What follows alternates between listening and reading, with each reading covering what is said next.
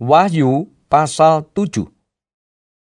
Kemudian daripada itu, aku melihat 4 malaikat berdiri pada keempat penjuru bumi, dan mereka menahan keempat angin bumi, supaya jangan ada angin bertiup di darat, atau di laut, atau di pohon-pohon.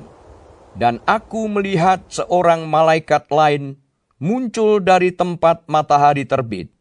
Ia membawa meterai Allah yang hidup, dan ia berseru dengan suara nyaring kepada keempat malaikat yang ditugaskan untuk merusakkan bumi dan laut.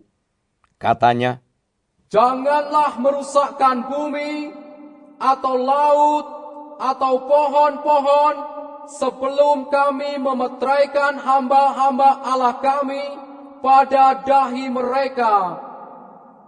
Dan aku mendengar jumlah mereka yang dimeteraikan itu, 144.000 yang telah dimeteraikan dari semua suku keturunan Israel. Dari suku Yehuda, 12.000 yang dimeteraikan. Dari suku Ruben, 12.000. Dari suku Gad, 12.000. Dari suku Asyer, 12.000. Dari suku Naftali, 12.000. Dari suku Manasye, 12.000. Dari suku Simeon, 12.000. Dari suku Lewi, 12.000. Dari suku Isakar, 12.000. Dari suku Sebulon, 12.000. Dari suku Yusuf, 12.000. Dari suku Benyamin, 12.000.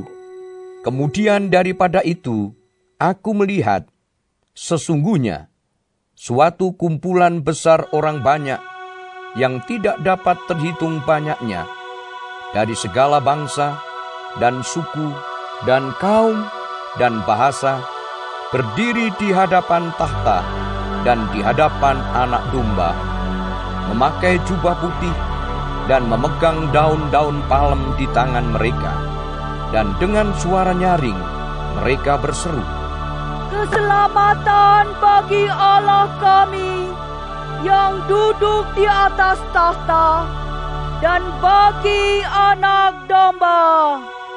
Dan semua malaikat berdiri mengelilingi tahta dan tua-tua dan keempat makhluk itu.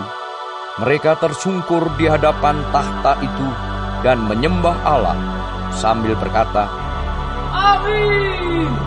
Puji-pujian dan kemuliaan dan hikmat dan syukur dan hormat dan kekuasaan dan kekuatan bagi Allah kita sampai selama-lamanya. Amin. Dan seorang dari antara tua-tua itu berkata kepadaku, "Siapakah mereka yang memakai jubah putih itu? Dan dari manakah mereka datang?" Maka kataku kepadanya, "Tuanku, Tuan mengetahuinya."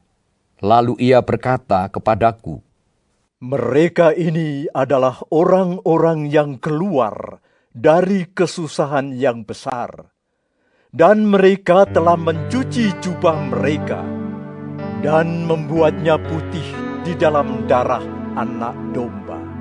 Karena itu, mereka berdiri di hadapan tahta Allah dan melayani Dia siang malam di bait sucinya.